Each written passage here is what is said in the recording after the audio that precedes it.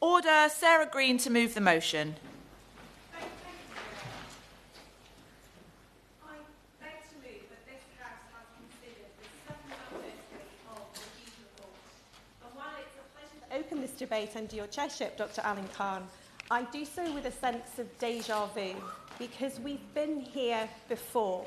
On the anniversary last year and in debates on the Cumberledge Review before that, the issue of redress for these victims is a well-trodden road.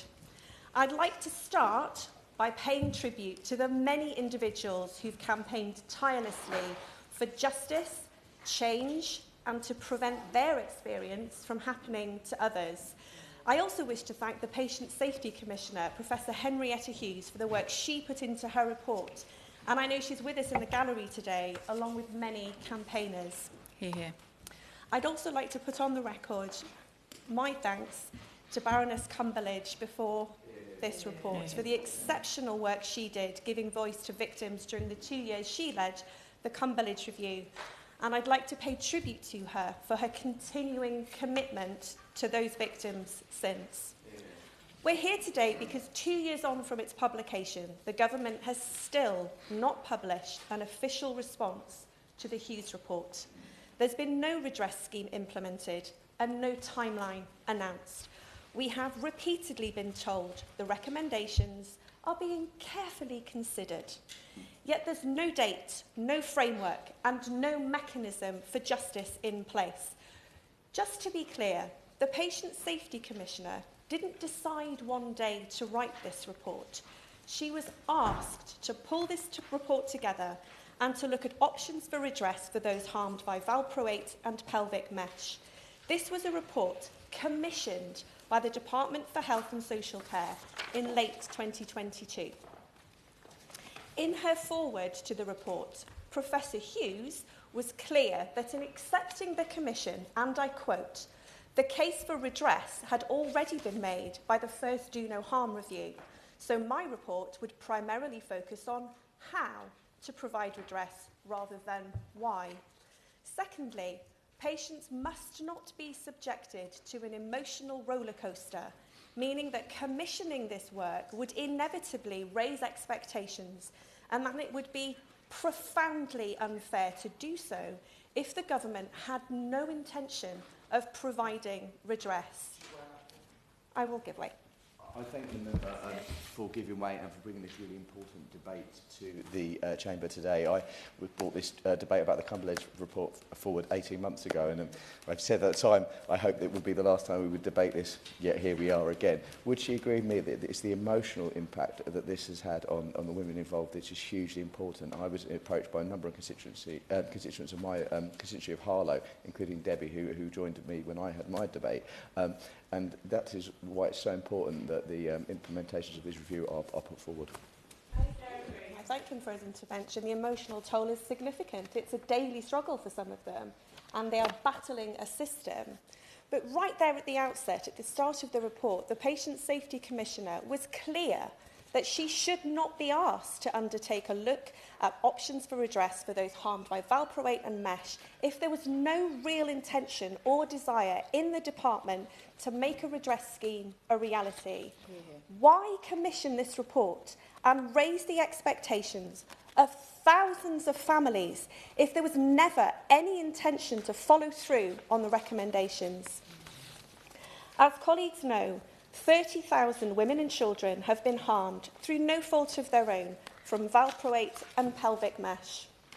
They are paying the price of the failure to keep them and their children safe with immense pain, agony, fear and guilt.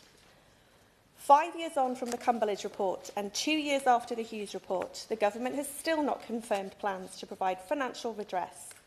Financial redress is unfinished business, and it is past time that the government responded.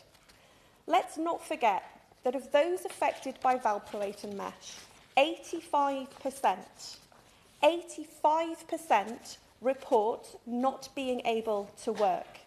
73% report that their finance has suffered as a result. 91% report their mental health and well-being adversely affected, as the Honourable Member just referenced. and 88% report that their relationships have been negatively impacted. Let me unpack that for a second.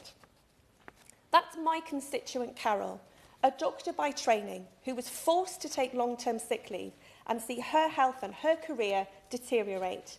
That's the valproate families who, on top of the physical effects, face the nightmare of CAMS and PIP reassessments every few years, having to explain what fetal valproate spectrum disorder is to every clinician they encounter because it isn't widely understood. It's the heartbreaking situation one victim shared with me, in tears, of the devastating impact mesh has had on her ability to be intimate with the love of her life. The lack of a clear timeline of action by the same slow, dismissive system that harmed patients is further compounding their physical and mental pain. Will my honourable friend give way? I will give way. I'm grateful to my honourable friend who's making a powerful speech. Would she agree with me that whilst the financial redress is an incredibly important part of the Hughes Report, it also lays out other important elements, for example in healthcare and SEND? My constituent Deborah has 2 sons. It was only when the second son went to school that the school realised there might be something due to her taking of sodium valproate that was affecting both boys. She had to battle against the system and is now having to drive the elder son to university because, suffering from autism, he is unable to make that journey using public transport. So would she agree with me that those recommendations are also an incredibly important part of the Hughes Report? I do agree with him for his intervention. I will give way.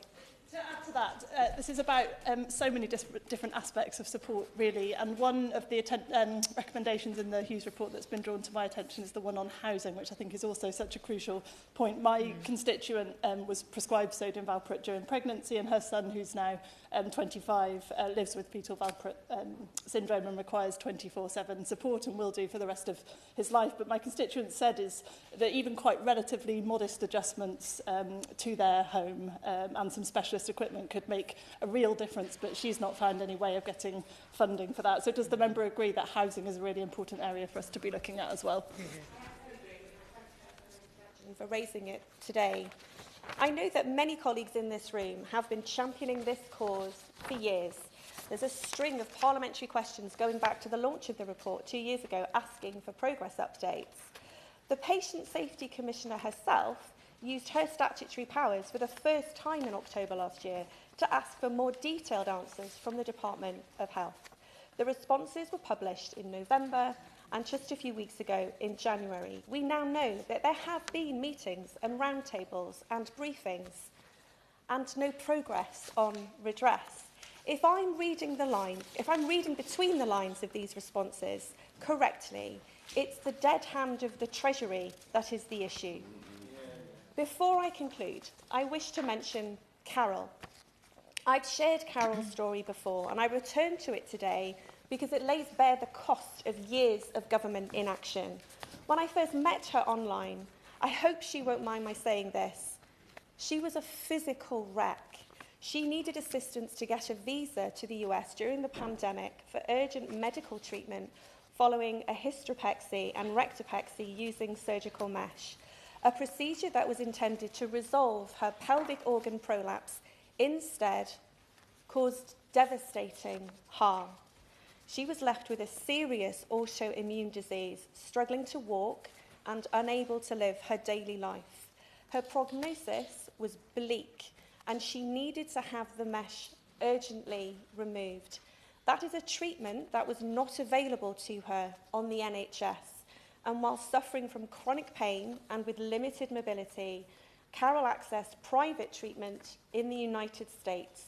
A combination of determination, medical knowledge and personal resources allowed her to do so, and Carol is now mesh-free following a successful surgery. She attempted to pursue a clinical negligence claim against the surgeons who harmed her. Multiple law firms declined to act because those same surgeons were advising firms on other cases. These conflicts of interest blocked Carol's access to justice. In one case, the same surgeon who caused Carol life-changing harm acted as an expert witness in an unrelated mesh case. The judge in that case found that this surgeon selectively chose evidence supportive of the defence failing to provide balanced evidence and failing in his duty to the court. That finding is on the record. Such conflicts are not isolated. Conflicts of interest and the closing of ranks amongst professionals remain a structural barrier to justice for victims. And that right there is just one of the reasons why an independent redress scheme is long overdue. The current system is failing these women, failing these children, and failing these families. So I have two questions for the Minister. May I ask her what conversations she and her department and her officials are having with the Treasury in Downing Street to make redress a reality for these victims? And will she meet with some of the families affected and hear directly from them why redress is so important to them? Thank you, Chair. It's an incredibly important topic, and I remind members that they should bob if they wish to be called in the debate. The question is that this House has considered the second anniversary of the Hughes Report. Because there are so many members wanting to get in, I would be very grateful if you could try and stick to 4 minutes each, approximately, to allow everyone to get a say. I'd like to call Warinda Jas. Thank you, Dr. It's a pleasure to serve under your chairship again. I want to thank the Honourable Member of Chesham and Amersham for bringing this issue before the House today, and I also want to record my thanks to the Member for Washington and Gateshead South for her tireless commitment to this campaign and for her leadership in chairing the First Do No Harm APPG. Like many members here today, I was also present here a year ago when we debated the first anniversary of the Hughes Report. Sadly, although it's been 2 years since the publication of this report, the government has still not responded to the Hughes Report, with justice still not having been delivered for the many women impacted by pelvic mesh and sodium valproate. Within the very first paragraph of her report, Dr. Henrietta Hughes makes it clear that the report must lead to government action. We often hear that justice delayed is justice denied, and yet we continue to deny justice to these women who have suffered. Redress must be delivered, and it must be delivered swiftly.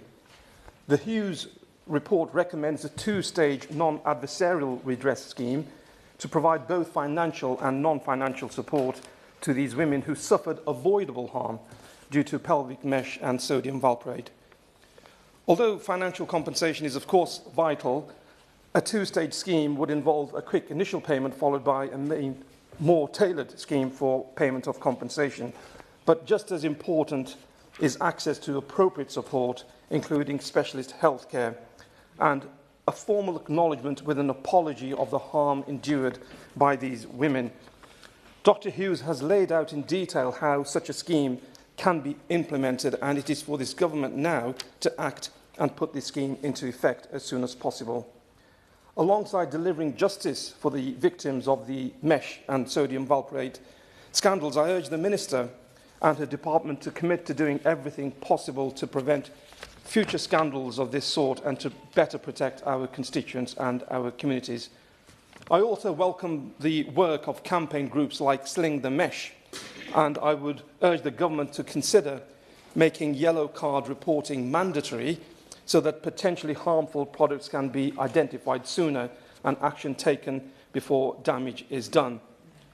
Dr. Alan Khan, I have a particular interest in this debate because although I have had constituents who have been affected before becoming an MP, I worked as a solicitor, specialising in representing women who were given these plastic polypropylene mesh implants for vaginal mesh surgery as a quick fix to treat pelvic organ prolapse and stress urinary incontinence without being properly advised by the doctors who gave that treatment.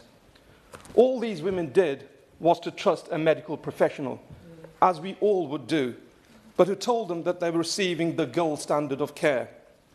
This mesh then eroded, cut through vaginal tissue, causing chronic pain, loss of mobility, sexual dysfunction, often resulting in relationship breakdown, with many then being unable to continue working and suffering with life-changing injuries. Dr. Alan Khan, their lives were ruined.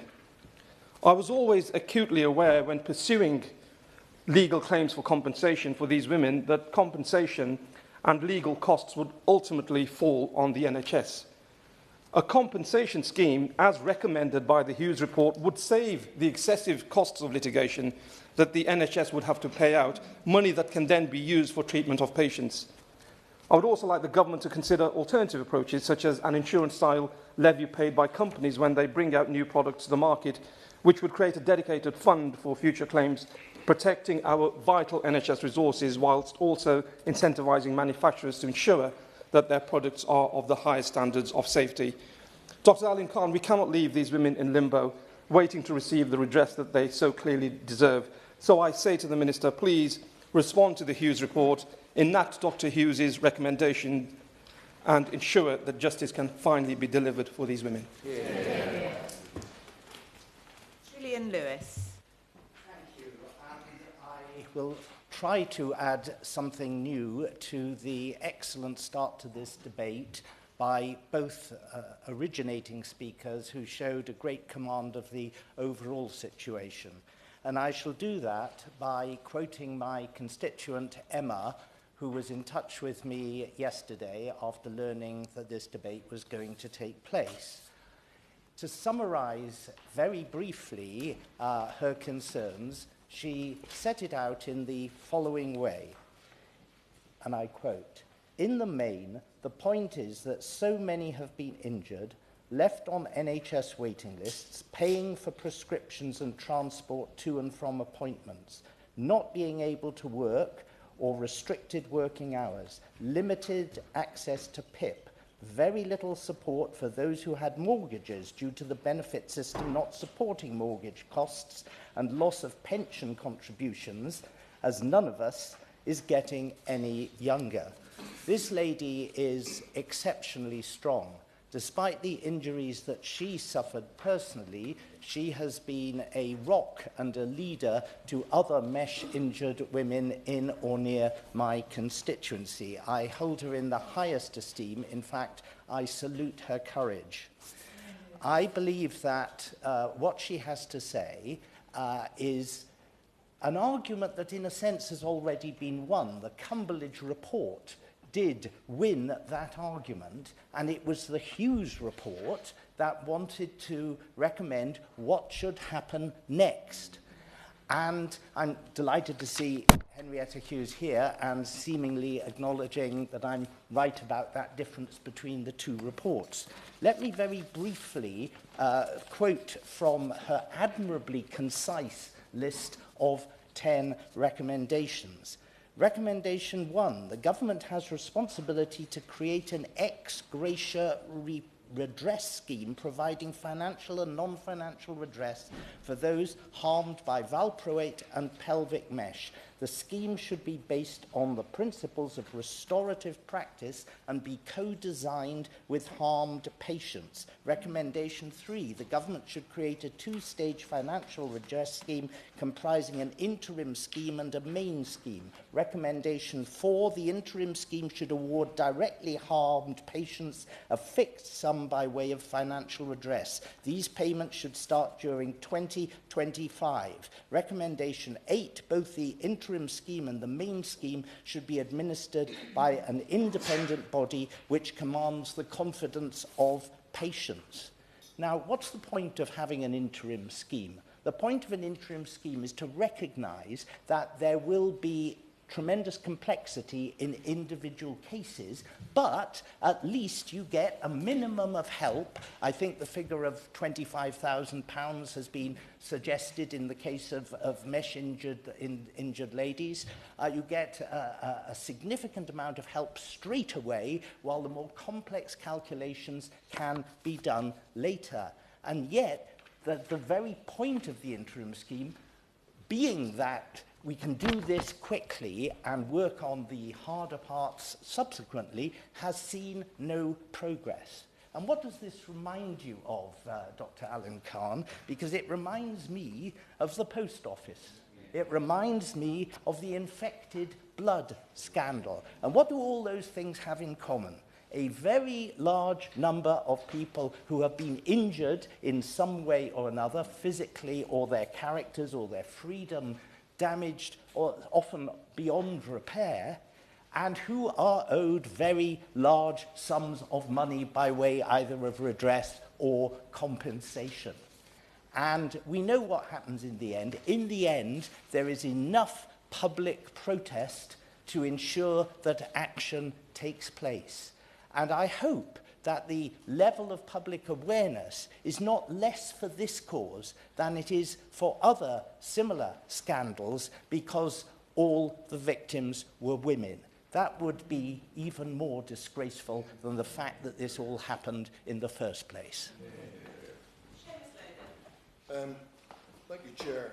It's a pleasure to serve under you, and I wish to thank the member for Chesham and Amersham for bringing this debate. Now, in rising on behalf of my constituents who have written to me on this topic, I want to begin my contribution by quoting the Patient Safety Commissioner for England, Professor Hughes, in her comments to the BBC when her report was released 2 years ago. She said, "These families weren't listened to by a system that really turned its back and fobbed them off with information which led to not only them being harmed, but thousands of others being harmed." The Hughes Report has still not received a proper response from either the Conservative government or the current Labour government. That is the key.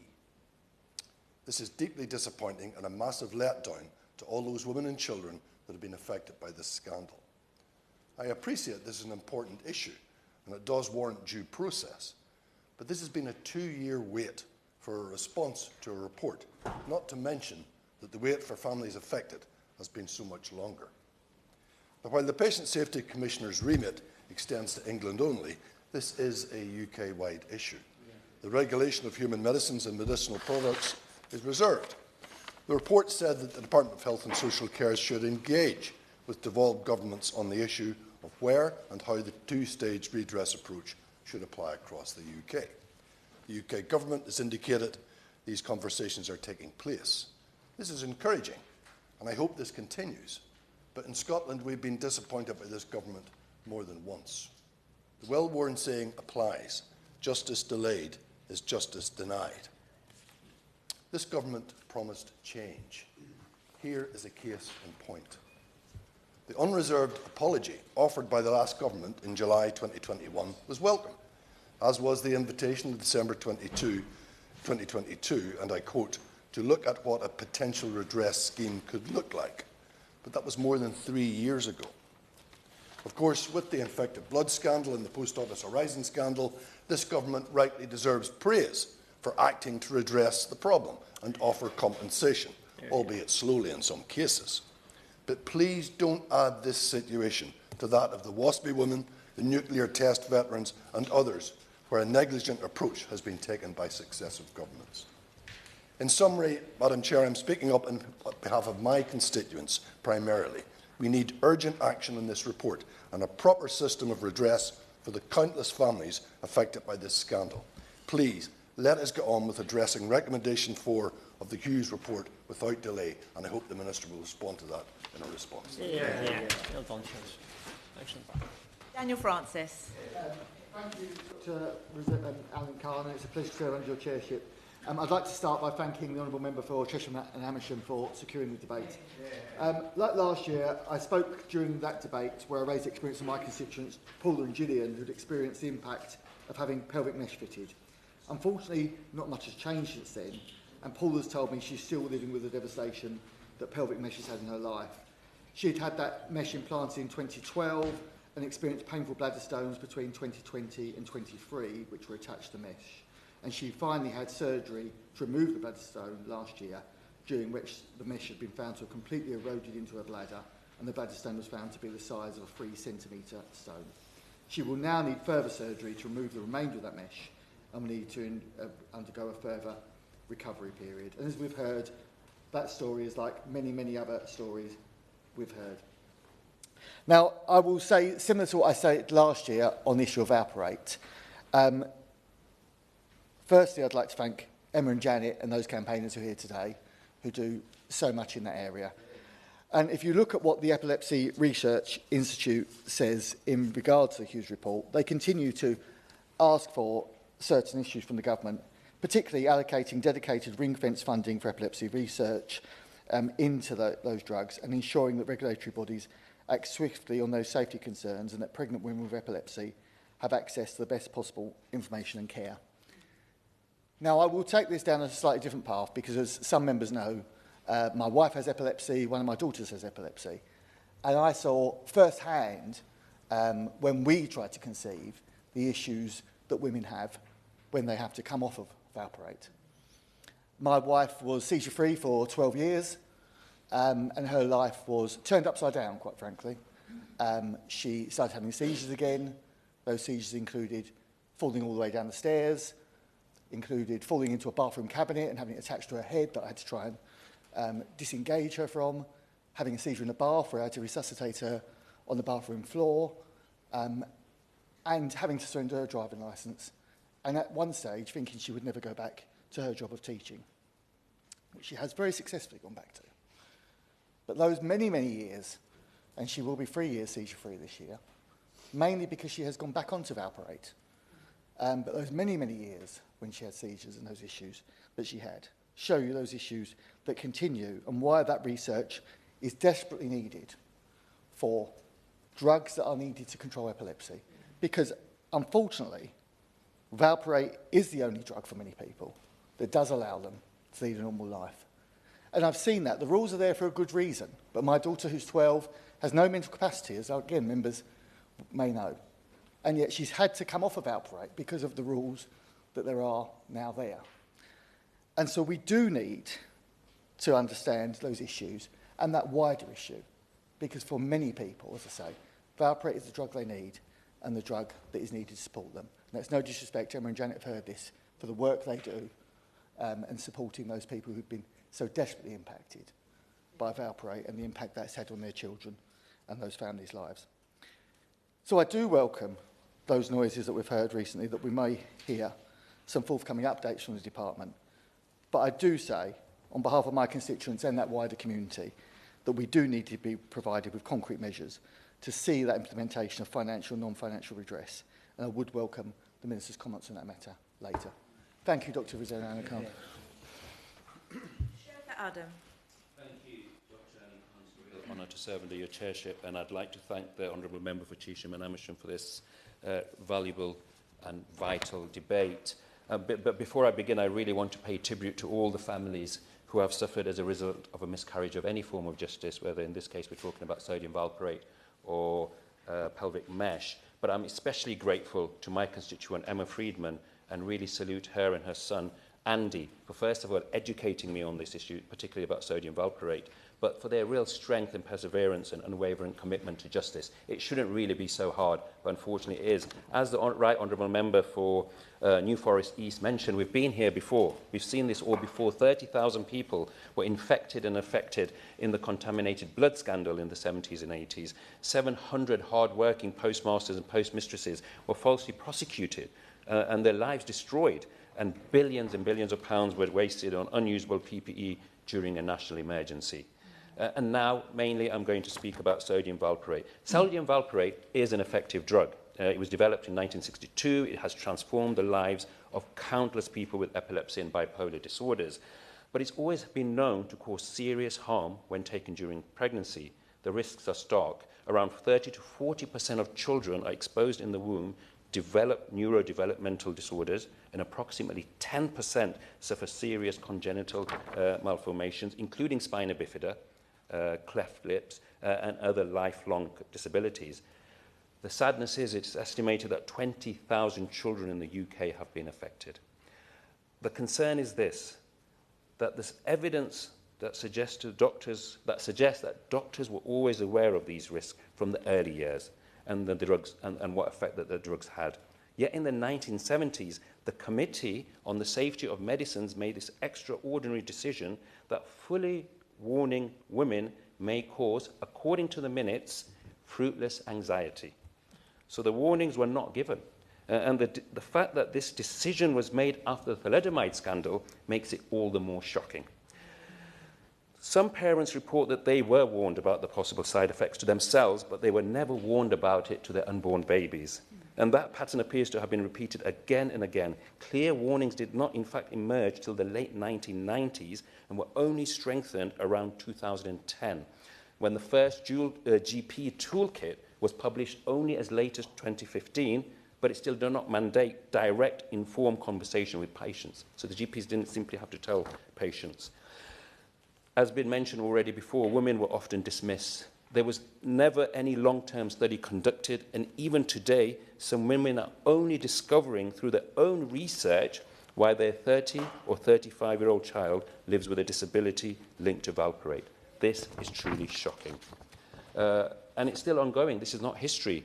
The Independent Medicine and Medical Device Safety Review, the Cumberledge report published first, Do No Harm in 2020, it concluded that women had been misled and ill-informed, and it recommended an independent redress agency, specifically compensation scheme for those harmed by sodium valproate and pelvic mesh.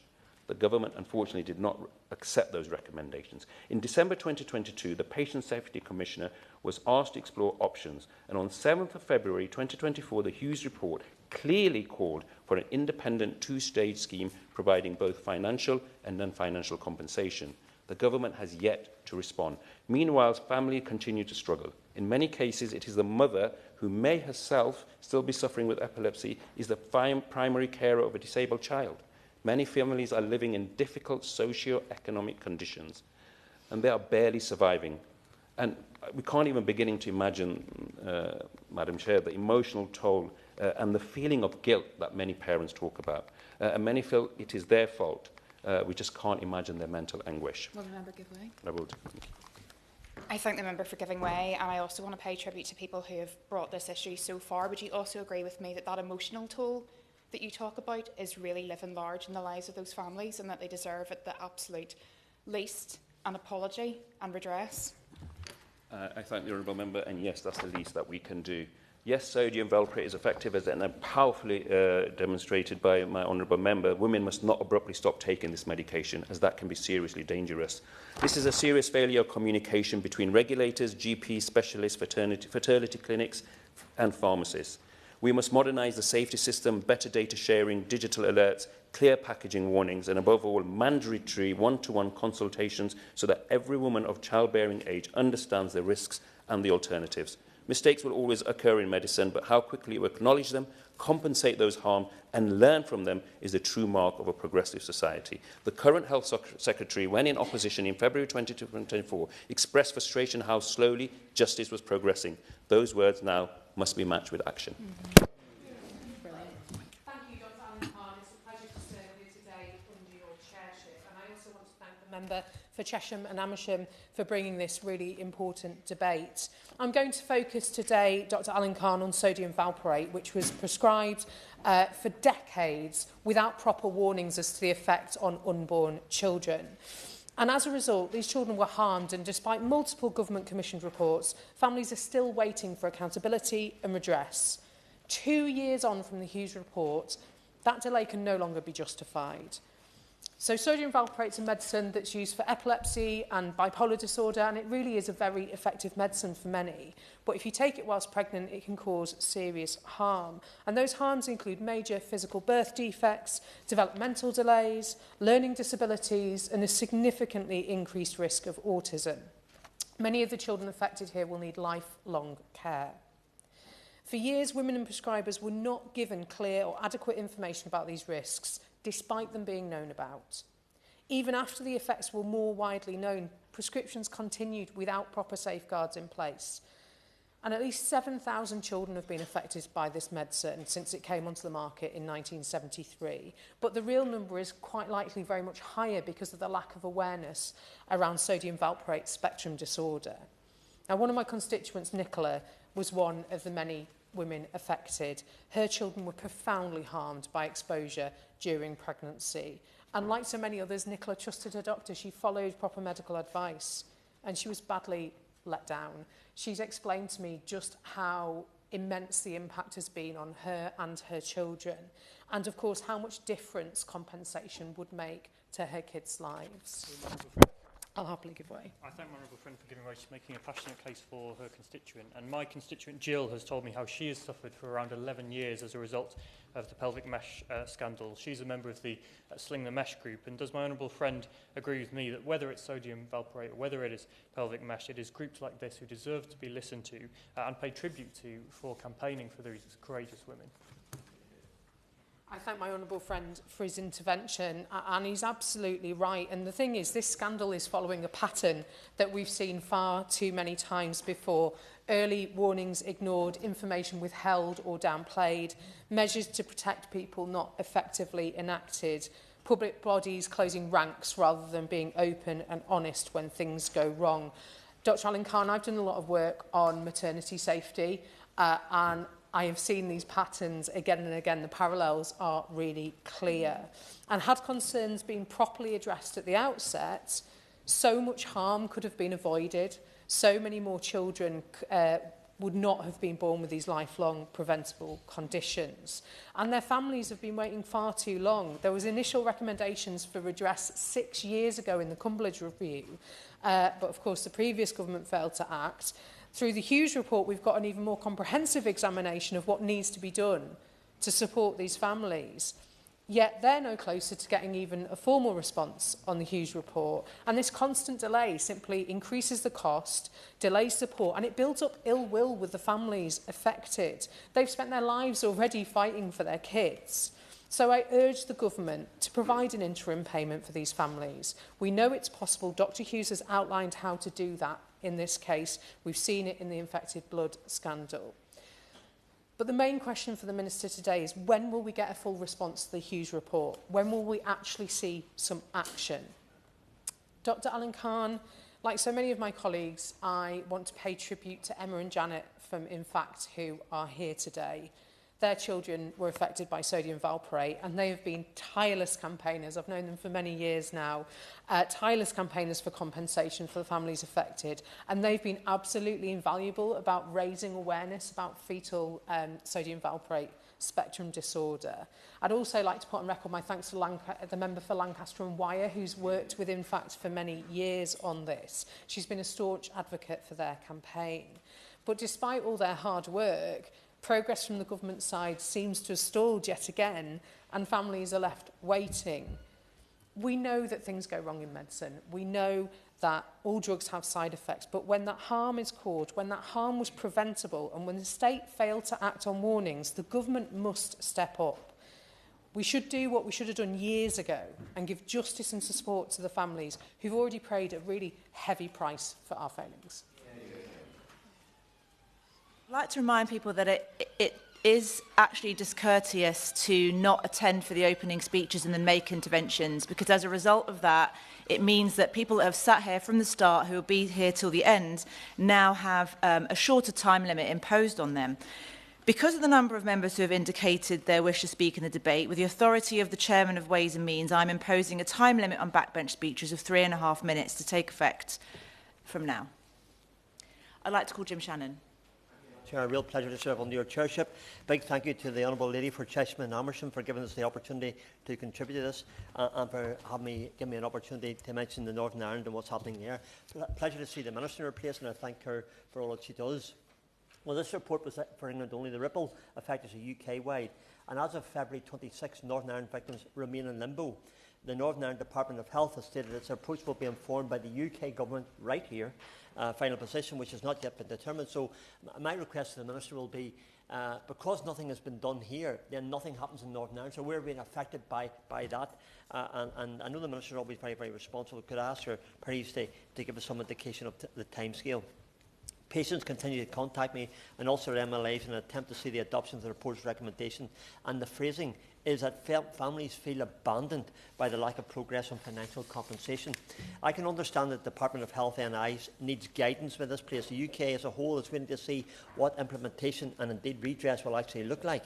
While financial payments are stalled, some progress has been made on the non-financial report, the continued operation of specialist mesh centres and improved clinical guidelines for prescribing valproate, and this is welcome, but to be put simply, it's not enough.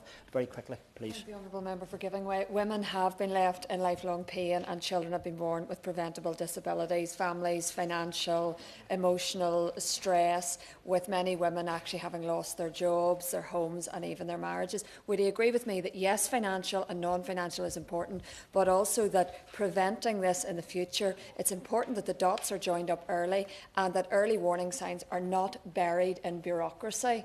Would he agree with me that that's an important issue? Intervention. A specially accredited unit operates at Belfast City Hospital, featuring a multidisciplinary team to treat mesh-related problems. There's also the option that if complex removal surgery is required, that can be performed locally. So we're doing our best in Northern Ireland to address the issue. Whilst the unit is operation, advocacy groups like Sling the Mesh NI have expressed concerns regarding the conflict of interest in requiring the original implanting surgeon to sign off on referrals for outside treatment, and all of these factors must be taken into consideration. A very point the Honourable Lady, my colleague, referred to in her intervention. Between 1998 and 2018, some 11,000 vaginal mesh implants were performed in Northern Ireland.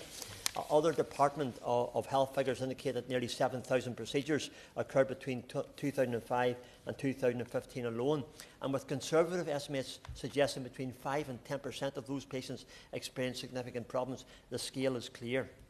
For children affected, where the UK-wide estimate is roughly 20,000, Pacific and Northern Ireland figures are often extrapolated. Reports from the Republic of Ireland, for instance, estimate some 1,250 children affected there. And if we look at that significant group from down south and refer that on separate figures, but for Northern Ireland, based on similar prescribing patterns, and as of 2023, the Patient Safety Commissioner noted that across the UK, an average of 3 babies per month are still born after exposure to the drug. I'm not taking the extra minute, Madam Chair, because I recognise that there's others have to do that as well. All of these people, including the 600 members of Sling the Mesh NI, are awaiting action.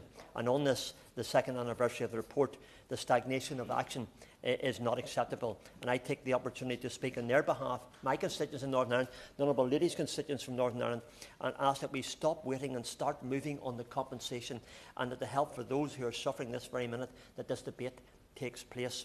My request to the Minister is to hurry the process so that we in Northern Ireland can fall in behind what happens here directly. Let us not see a third anniversary without fulfilment of the recommendations and our word, Madam Chair, our word in this place. Thank you. Here, here. Yeah.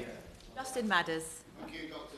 Alan. It's a pleasure to see you in the chair, as always, but of course it's not a pleasure to be here marking 2 years since the publication of the Hughes Report, because sadly in that time those recommendations seem to have been in a holding pattern somewhere in the Department for Health and Social Care. And other members have rightly spoken about the victims in this, and I think about my constituent mostly today. She contacted me over 5 years ago, first raising concerns about the tragic loss of her son when he was 30, and she believes that the sodium valproate medication that she took during her pregnancy was responsible for his learning difficulties and ultimately his early passing. She quite understandably feels let down by the state, and she's also concerned about the profound effect this may have had on her other children, and the fact that she was not alerted to the risks of this by the authorities.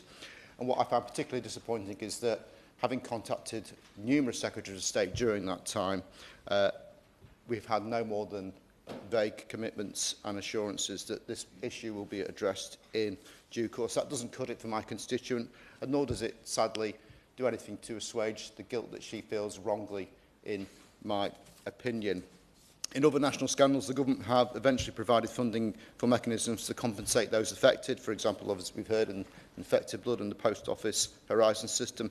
But they too had to wait decades for that. And it's just disappointing, actually, the recognition that I think we all had at the time that those systems were introduced, that those delays had compounded the injustice, has not translated itself into any visible progress for those harmed by valproate and pelvic mesh. And I agree with the Honourable for New Forest East that in those schemes the interim payment system has been seen as a way to at least get some measure of redress, and I'm disappointed that we've not been able to learn from that experience and use a similar system for the people we're talking about today. And of course, I have sympathy for the views set out by the Secretary of State that redress must be considered alongside other patient groups, but I do not think that justifies inaction. Those harmed by valproate and pelvic mesh are frustrated by the delays and the obfuscation. The State has acknowledged and apologised for its failings. It has commissioned and published 2 reports on the matter that have both recommended that redress is provided to patients. But we've reached the point where reports and recommendations are not enough. It is now time for the Government to act and to provide the support that many victims of this scandal deserve and need to be able to manage their ongoing conditions. The can has been kicked down the road for too long. Campaigners and those affected are understandably frustrated and anxious for change. So I would like to ask the Minister 2 things, echoing the questions raised by the Honourable Member for Cheshire and Amersham. First, can she confirm if there has actually been any estimate of the total costs of providing redress? If so, can she share that today?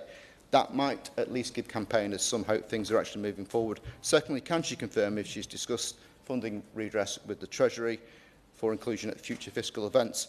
I look forward to the Minister responding. If she's not able to provide specific answers today, a commitment that she will do so, or a colleague will do so in future, as well as some clear sense that those who have suffered are now actually being listened to. I know people are keen to hear from the Minister, so I now have to bring the speaking time down to 3 minutes. If there are any interventions, be aware I'll have to bring it down even further. I'd now like to call Marie Goldman. Thank you, Chair, and I pay tribute to my honourable friend, the member for Chesham and Amersham, for securing this vital and very timely debate. First, I want to recognise the victims of these 2 scandals, sodium valproate and pelvic mesh, their families, and especially the women who are yet again, through no fault of their own, another example of the UK's unacceptable gender health gap. I've spoken previously about my constituent Mary on several occasions in the House. It is a pleasure to welcome her and other women affected by these scandals here today to watch this debate. I want to thank Mary and other campaigning mothers such as Karen and Deborah, who've already been mentioned today, for their tireless work to bring the fetal valproate syndrome to my and other members' attention and to keep this injustice in the spotlight. Indeed, mothers like Mary have had to reckon not just with looking after their children with complex needs, who regularly require round-the-clock care, but also with the exhausting campaign work they continue to do to try to keep the focus on the plight of their children in an attempt to receive better support. Now, one of the points that Mary and other mothers with children affected by fetal valproate syndrome are clearest about is the fact that this is an evolving disability. No one knows the true damage that this drug may be causing victims as they grow older, and they continue to grow older, and those symptoms are evolving as they do, often with children's complex conditions deteriorating. This can make appointments with GPs and other healthcare specialists incredibly difficult and complex, and lack of awareness and understanding about this within the medical community simply exacerbates and makes it even harder for the mothers to get on with helping their children. It is therefore of vital importance that measures are brought into the clinician training curriculum, and these absolutely must feature testimonies from victims of medical scandals so that the medical community truly understands what it is that they are facing. It cannot be underlined enough, all of these challenges are not hypothetical questions to these women and their families. They are their everyday realities. It is for this reason that it is incredibly frustrating and, to be quite honest, angering for these mothers that over 2 whole years after the publication of Professor Henrietta Hughes' report into sodium valproate and mesh implants, not only has the government not responded, but they have of late been stating that they, and I quote, will respond in due course. Now, I'm sorry, but what a totally rubbish, useless and uncaring answer. Much is spoken about distrust in our politics and our politicians in this country. That sort of mealy-mouthed answer, I'm afraid, does absolutely nothing to restore that trust. We must do better. There's so much more that I have to say, but I'm very conscious of time. So I just want to say that Mary told me this morning that we are exhausted from fighting. And she said that her plea would be for MPs to find out more and to do more and to raise more awareness. So that's the plea that I leave with the House. And the government has an obligation to support families like Mary's. I hope that it will do the right thing. Yeah. James Wilde. Thank you very much, Dr. Alan Carr. I thank the honourable member for bringing this debate. Like other honourable members, I was here last year on the first anniversary of the Hughes Report, and it's a stark reminder of how issues can drift. But for those who've suffered, the passing year hasn't just slipped by quietly, and yet we still hear the same language from ministers about a response coming in due course. Those words ring very hollow to the victims whose patience has long since run out. And ministers have previously said this is a complex issue requiring action across multiple departments, and I readily accept that, but that's precisely why Professor Hughes recommended the interim scheme and those payments in 2025, but 2025 came and went with no response and no payments. And Professor Hughes wrote that report, as she said, in order to drive action. She would not have done it otherwise. It's about how that compensation is paid and not whether it is paid. And it is frankly extraordinary that she felt she had to use statutory powers to go to number 10, to the Prime Minister, to try and drive progress on this issue. And in the debate last year, I spoke about my constituents, Colleen and Andy, and other families who've been blighted by this scandal. And when I met them, they talked about their son, Byron. And Colleen has epilepsy and was prescribed sodium valproate, but she was never warned that it could harm her unborn child. And Byron lives with autism, learning disabilities, communication difficulties, and epilepsy. And their experience is far too common. Families like them deserve decisive action from the government. And when I pressed the Health Secretary at Health Questions last month, he said we were right to hold the government's feet to the fire, and there was work across government and promised updates, but there haven't been any updates. He's previously spoken himself about the failure of the state to recognise and put right wrongs and its mistakes, yet 2 years on, we're still waiting for some action. So victims don't need any more words, they need action. And as Professor Hughes has said, the lack of a response feels very devastating to those families. And for the sake of those families who suffered, the government needs to act now. There's been plenty of time to learn from other compensation schemes, to secure funding from the Treasury for compensation, to set out even a timeline for redress. So can I ask the Minister, when will interim payments finally be made to those affected and give families the relief they urgently need? And at the very least, can the Minister commit that the government will make interim payments this year? Otherwise, that would be an utter disgrace. Thank you, Dr Alan Khan, for your chairship, and I congratulate the member for Chesham and Amersham for bringing this debate today. I want to put one family at the heart of my response, and that's my constituent Catherine and her son Matthew, who I mentioned in Prime Minister's questions last February, 12 months ago. When she was pregnant, Catherine did what any parent would do. She trusted the medical advice that she was given. She was prescribed sodium valproate, a medicine used to treat epilepsy, as has been discussed here. Matthew is now 24 years old, and as a result of that medical advice, he has lifelong needs and a learning disability. He's done incredibly well, securing a part-time job and maintaining a level of independence while walking around the village where he lives. Matthew was also incredibly proud to take part in the 2024 general election, and he voted in the hope that there would finally be redress for those affected by the valproate scandal. He has since written to the Prime Minister, and I have to put on record my frustration to see how his correspondence was passed from pillar to post, and only after several chases by me did he receive a response that was entirely inappropriate for somebody with a learning disability. Catherine and her family provide significant support to Matthew, and his life is all the richer for it.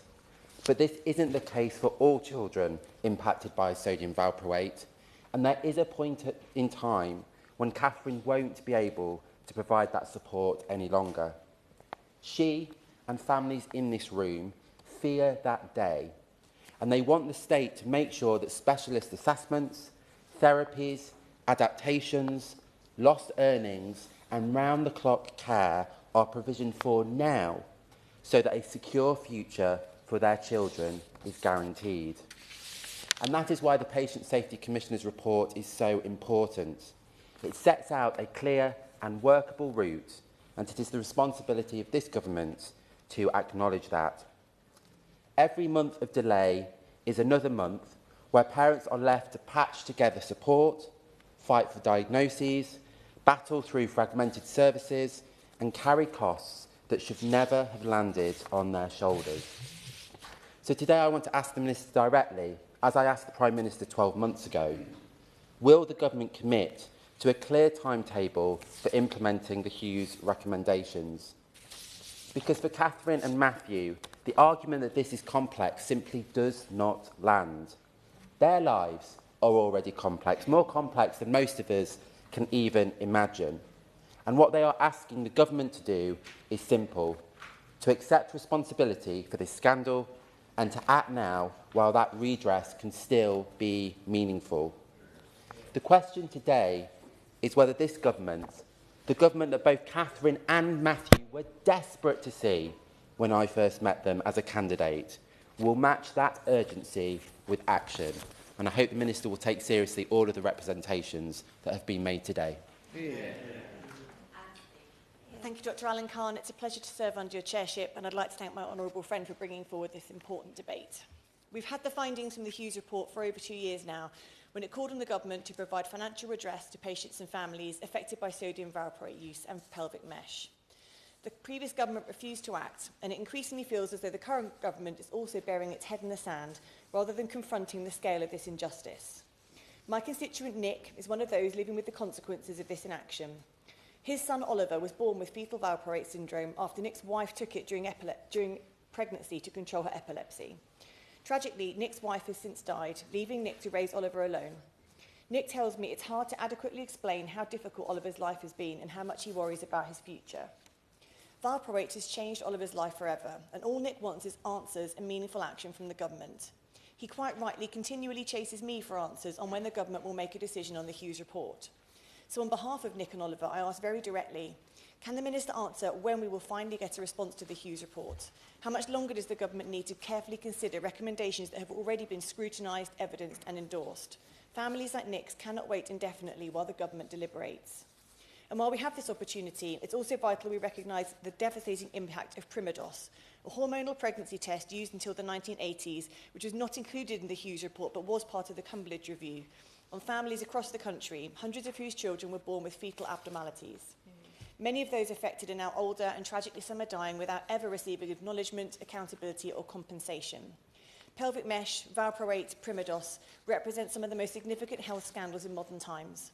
They've disproportionately affected women, and yet time and again we see the same pattern: warnings ignored, evidence dismissed, and victims left to fight for justice on their own. These scandals have gone on for far too long with little action from successive governments. Those affected by valproate and Primados are not asking for the impossible. They simply want those responsible to acknowledge the mistakes that were made and take responsibility for the harms caused. If we're serious about restoring trust in our healthcare system and serious about supporting women, then we must start by delivering justice to those who've been failed so profoundly.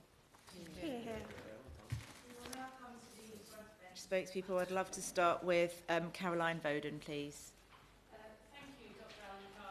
My honourable friend for securing this very important debate. Last Saturday marked 2 years since the publication of the Hughes Report, 2 years since Patient Safety Commissioner Dr Henrietta Hughes set out clear, compassionate recommendations for redress for those affected by sodium valproate and pelvic mesh. And yet 2 years on, families are still waiting, women are still suffering, children still living with devastating disabilities, and the Government is still silent. As many others have said here this morning, I too salute the courage of all those who have campaigned so hard on this issue for so long, many of them doing so while living with devastating injury. And I would like to share the human cost of this scandal, an example of a life destroyed by a medical procedure that was badly performed and went horrifically wrong. This is the experience of my constituent Susan. In 2009, Susan underwent a transvaginal tape procedure for mild stress urinary incontinence.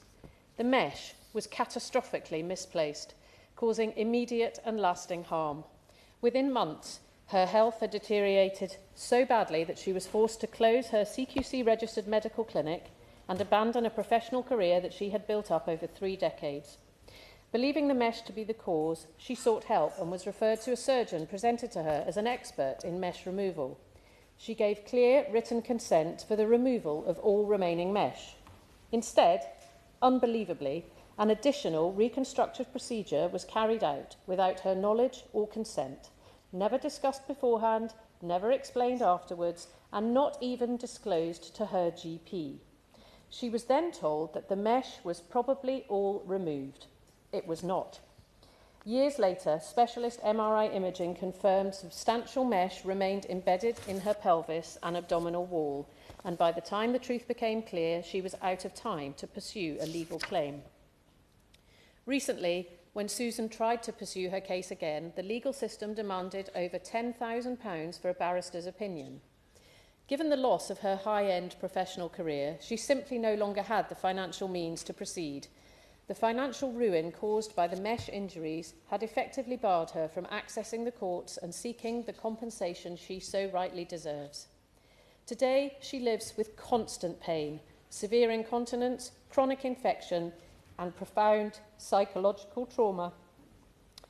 Her financial losses run into the hundreds of thousands of pounds, and she is still waiting for a government response that should have come 2 years ago.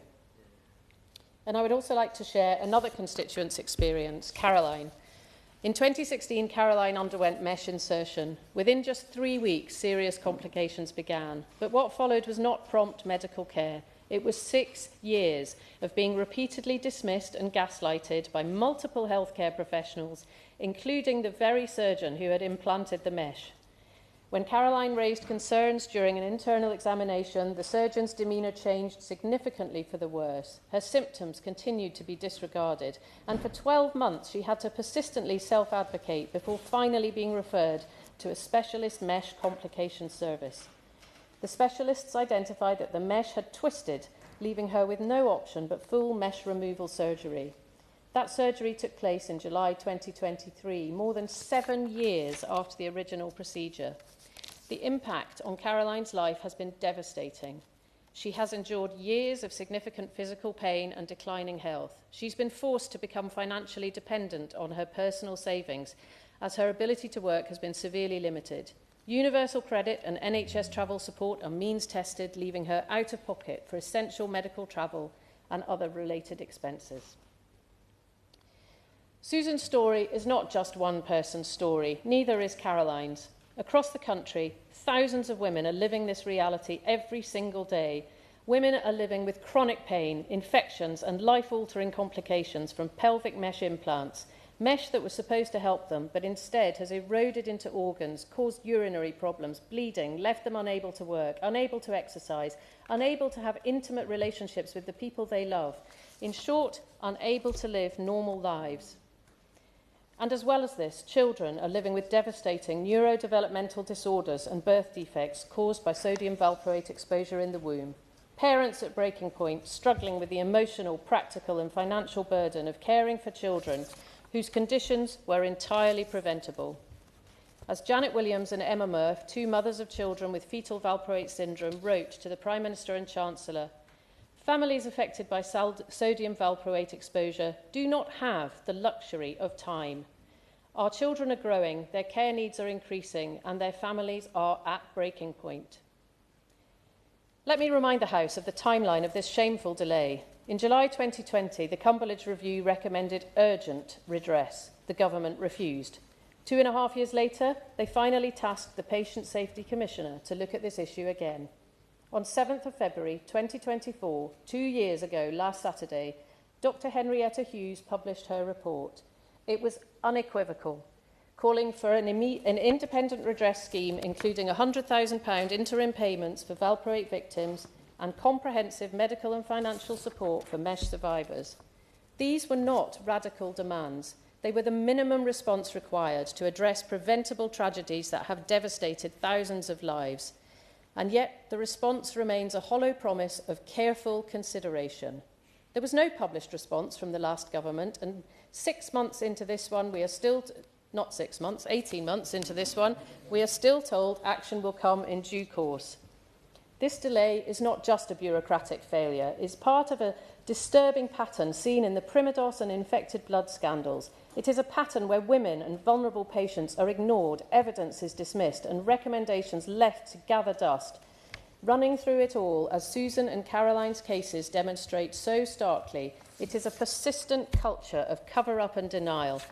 Compensation alone is not enough. We must ensure that such harm is never inflicted again. The Liberal Democrats are calling for a policy response that protects patients from the horrors of mesh implant side effects in absolute terms, with a full and continuing moratorium. Far too often, recommendations from inquiries into medical scandals are neglected. There should be annual reporting to Parliament on progress, including on how the government is addressing every issue highlighted by the Hughes Report. And central to preventing future scandals is ending the culture of cover-up that has been exposed time and again by medical scandal inquiries. The culture that allowed Susan to be told her mesh had been removed when it had not. The culture that allowed Caroline to be gaslighted for 6 years by the very professionals who should have helped her. And the doubtful legal procedures outlined by the member for Chesham and Amersham. That is why we support the Public Office Accountability Bill, the Hillsborough Law, which will enshrine a statutory duty of candour on all public authorities and provide bereaved families with equal legal representation at inquests. The collapse of the bill at the 11th hour was deeply disappointing, and ministers now need to listen to the Hillsborough families and bring forward a solution with urgency that ensures everyone in security services too are covered by this law. But a duty of candour must go hand in hand with protection for brave individuals who speak up when they see harm being done.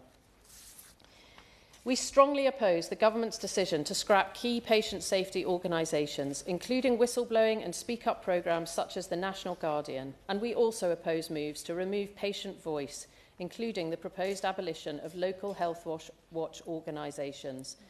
The sodium valproate and pelvic mesh scandals represent fundamental failures of our healthcare system to protect vulnerable women and children.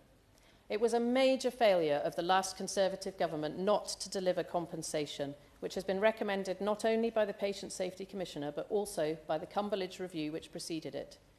The Liberal Democrats have consistently called for the acceptance of every one of the recommendations from the Cumberledge Review and for a fulsome response to the Hughes Report, setting out how this government now will redress these terrible injustices. 2 years since the Hughes Report is long enough to wait. 4 years since Cumberledge is far too long. And for women like Susan, who've been waiting since 2009 for justice, 16 years is unconscionable.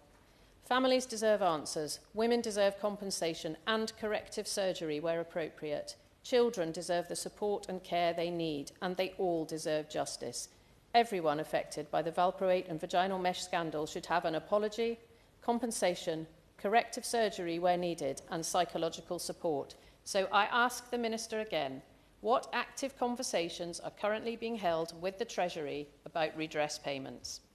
I urge the Government to commit today to publishing a full response to the Hughes Report, to implementing its recommendations in full, and to ensuring that no family or individual affected by medical negligence ever has to fight this hard, this long, for basic recognition of the harm that was done to them. Thank you. Caroline Johnson. Chairmanship this morning. On behalf of the opposition, I'd like to thank the member for Chesham and Amersham for requesting today's and securing today's debate. She has campaigned tirelessly on this issue, giving a voice to thousands of women who've been let down by the state. I'd also like to thank Henrietta Hughes for the Hughes Report. Thousands of pregnant women were prescribed sodium valproate between 1973 and 2017, despite growing evidence of harm. In 1972, scientists found in animal studies that it was harmful to fetuses. And in 1984, fetal valproate syndrome entered the medical literature. Studies in the 2000s highlighted the link between valproate and birth defects. I remember, perhaps like yourself, Madam Chair, learning about this at medical school. Yet it was only in 2018 that a valproate pregnancy prevention programme came into force, and this was too late for more than 20,000 children with entirely preventable disability. Over 10,000 women in England were harmed by pelvic mesh. Mesh kits were issued in the 2000s to treat urinary incontinence and prolapse, despite a lack of long-time safety data. Women suffered hideous complications, mesh tearing through tissue, bleeding, infection, sexual dysfunction. Shockingly, it took until 2018 for NHS England to suspend the routine use of these implants. And I wanted to raise a case of a lady who's now in her 30s, Madam Chair, who had this mesh implant put to prevent a hernia in her abdominal wall, something that's often missed from the discussions about mesh. She describes how she's unable to leave her home because there is a hole in her stomach wall where the mesh has eroded away. It's unable to be removed. The surgeon has described it stuck in there like chewing gum. She described her wish for a family. She described the smell of the constant infections. She described the fear of waiting for the next infection and wondering whether the sepsis from it will kill her. And yet there seems to be no way of her getting this mesh removed. The previous government didn't sit on its hands. The former Health Secretary, the member for Godalming and Ash, commissioned the Independent Medicines and Medical Devices Safety Review after hearing from over 700 affected people and medical stakeholders. The previous government issued a formal apology to victims and appointed a patient safety commissioner. It began establishing a network of centres to provide comprehensive treatment, care and advice for those affected by the implanted mesh. And an update on that I'll be grateful for from the Minister, particularly in light of the case that I described. In 2022, the previous government asked the new Commissioner to report on options for compensating victims. Dr. Henrietta Hughes did that in February 2024, a full 24 months ago. And that report set out what justice should look like for victims, an interim redress scheme and a permanent one to follow. And as my right honourable friend from New Forest East said in his speech, it was a package of very clear, practical steps to right the wrongs done to so many women. Yet 2 years on, and we're no further forward. After the 2024 election, the member for Chesham and Amersham asked the government when it would respond to the Hughes Report. The response? The government would consider the recommendations and meet with the Commissioner. In January 25, when asked by Baroness Ritchie of Downpatrick, the government said it was carefully considering the report and would provide an update at the earliest opportunity. In March, in this very room, a government minister said that recommendations were being actively considered and a report was coming at the earliest opportunity. In that debate, the minister suggested research by Dr. Rebecca Bromley was material. Could the minister update us on that research? In October, when the member for Rushcliffe asked whether funding had been allocated for a redress, the minister said recommendations were being carefully considered and a response would come at the earliest opportunity. In December, when the Shadow Secretary of State for Health asked whether financial support was forthcoming, the government said recommendations were being still carefully considered. Last month, when the member for Harrow East asked whether funding was forthcoming, a minister said the government was carefully considering the report and an update was coming in due course. Madam Chair, what we've heard from ministers is so frustrating. For 18 months, members have been asked what's being done, and time again, this Labour government has refused to give a clear answer. I also note that the previous debate we had the member for West Lancashire, and parliamentary questions have been answered by her and the Minister for South West Glasgow. We have a different minister today. It's a delight to see her, but perhaps she could confirm which minister takes responsibility in the Commons for this issue. Further questions to the Minister. On which date did work begin on a response to the Hughes Report? How many civil servants are working on the response? Have there been any conversations with Treasury about the costs of the redress scheme? If work has been taking place, why is it invisible? And if in fact nothing has been done, why has the government persisted in telling members of a response is forthcoming? Why, despite Dr. Hughes visiting the department in December, has nothing materially changed? Will the government, as my honourable friend from North West Norfolk asked, make an interim payment this calendar year? Over the weekend, the Patient Safety Commissioner told ITV, and I quote, "This is a disgraceful way that patients and families are being treated by those in power." She's absolutely right. The state's #1 duty is to protect the public from harm. Yet, after inflicting harm, the state has failed to make things right. And this is part of a pattern under Labour where systemic failings, particularly those affecting women, go unresolved. Every day that victims of mesh and valproate do not receive justice, confidence in health professionals is undermined. We know the Chancellor is fast running out of other people's money, but it is wrong to balance the books on the backs of those who are suffering. Justice is the state's duty. It is not optional.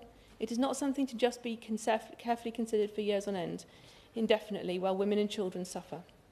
The government can respect the victims and the work of the Patient Safety Commissioner today by answering our questions, or it can continue its parade of platitudes and evasion. I look forward to the Minister's response. Minister. Thank you, Dr. Allen-Cowan. It is a pleasure to serve under your chairship this morning. And I'm grateful for the opportunity to address the House today following the second year anniversary of the report by the Patient Safety Commissioner, Dr. Henrietta Hughes. And can I pay tribute to her work and, as others have done, to Baroness Cumberledge for her work in the lead-up to that. that report. And I'd also like to thank the Honourable Member for Chesham Amersham for bringing forward this important debate. And I think the debate this afternoon has been really thoughtful and constructive on an issue that is a highly sensitive one across the House and for campaigners and people who are here today and also watching online. And to answer the Honourable Lady's initial question, I am leading this debate on behalf of my Honourable friend, the Minister for Health, Innovation and Patient Safety. He is the lead minister for this area and unfortunately can't be here today. As members understand, that is often an issue of standing in, but I'm happy to do so. And it is a matter of great interest to him personally. And also, as colleagues know, he's a clinician, so patient safety and understanding how that works from a clinical aspect is a very valuable insight into this work. And at the outset, if I can say, before I give all my remarks, he very much wanted me to be very clear that he, of course, he is very happy, as the Honourable Lady leading the debate wanted to ask, to meet campaigners to discuss in more detail some of the work following my comments today. And he has met with the Patient Safety Commissioner in December to discuss the ongoing work by the department in relation to her report.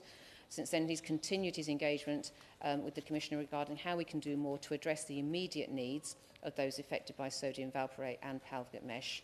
And as Dr. Alan Khan, as we've heard, and many of us know, because I think we've all had constituents, and many people who can't be here today have had constituents caught up in this, that some of these women's lives, as well as their families, have been changed forever because they were misled in the past about the effects of sodium valproate and surgical mesh. Again, we've had many examples today, and I've had that in my constituency with my constituents women sharing the most intimate details of the impact they have. And I know that was truly harrowing for me and many honourable members to listen to that, and for those women who bravely shared those details for strangers, their members of Parliament. And I think that point's been made well by many honourable members, including my friend from Rushcliffe, Frome East and Somerset, and the Liberal Democrat opposition spokesperson on behalf of her constituency. And we absolutely owe them honesty, transparency and contrition. And we are determined to make sure the lessons are learnt and to keep patient safety at the heart of the reform. And my friend, the member for Wolverhampton West, with his experience representing these women, quite rightly highlighted the issue of trust. And that is so important for the system as we go forward. Our focus does remain on building a system that listens, hears and acts with speed, compassion and proportionality. And everybody who has suffered complications from sodium valproate and pelvic mesh implants do have, of course, my deepest sympathies. And I do express my gratitude to Dr. Hughes and her team for the report, published 2 years ago, as well as her continued engagement with the department in regard to her Patient Safety Commissioner. I will, but I do want to get through the comments, but I will give way to the... You've said that you support a system that acts with speed, so could you give us some idea of when there might be some response? I want to address main concerns, and as I said, the Minister is very keen to talk with members and campaigners as well, so if I may. So we do remain committed to our work alongside Dr. Hughes and her team so that we can better support patients and ensure the steps that are taken to prevent similar harm in the future, both in this area and across the wider patient safety landscape. And that is obviously crucial. And many honourable members have raised that as women's voices in this area, and this is a campaign in previous Parliament as well that many of us have been involved in, we must make sure that women's voices are better heard in the health system. As my friend from Morecambe and Lonsdale said, the campaigners are doing that, and again I pay tribute as she did to, in fact, Sling the Mesh and very many other patient groups, and particularly on behalf of women who have raised this. They shouldn't have to, but I do commend their work. And I want to assure members here and people listening that we remain committed to advancing this work across government and to taking forward, looking at lessons from any cases in which patient safety has been affected. Now, I fully understand, Dr. Alan Khan, why colleagues are asking for an official response to the Hughes Report here and now. It is important that we get this right. and we need to carefully consider all options and the associated costs before coming to a decision on the report's specific recommendations. And can I reconfirm my friend the Minister's letter in November, which I'm sure many honourable members have seen, as he said in his response to the Patient Safety Commissioner in November, that work does include, of course, looking at the costs. We must take forward the lessons learnt from this work, and this government is doing that. The work on other similar areas, as highlighted by the member for New Forest East and my friend the member for Ellesmere Port and Bromborough. We have to ensure that the approach does provide meaningful support, often ongoing, as has been highlighted here today, who have been so profoundly affected. So with regards to financial redress, the government has to consider options collectively with input from a number of departments. We have started that work immediately. I mean, it has been raised, obviously. The previous government did not respond to that report when it came forward. So this is work that we have picked up with Baroness Merrin initially as the lead minister, and now Minister Ahmed in this government. The minister, to assure members from Strangford and Aberdeenshire North and Murray East, has recently met with the devolved government health ministers to further discuss their respective positions, and he will of course continue to do that across all devolved government areas, because as members have raised, that also obviously affects patients there too. And we have to proceed with care to ensure that correct approach is taken. And we are committed to providing updates at the earliest opportunity once all relevant advice and implications are considered. On non-financial redress, the Department is committed to meeting the needs of current patients. I'm going to continue, if I may. The Department is committed to meeting the needs of current patients with clinical requirements via three principal avenues.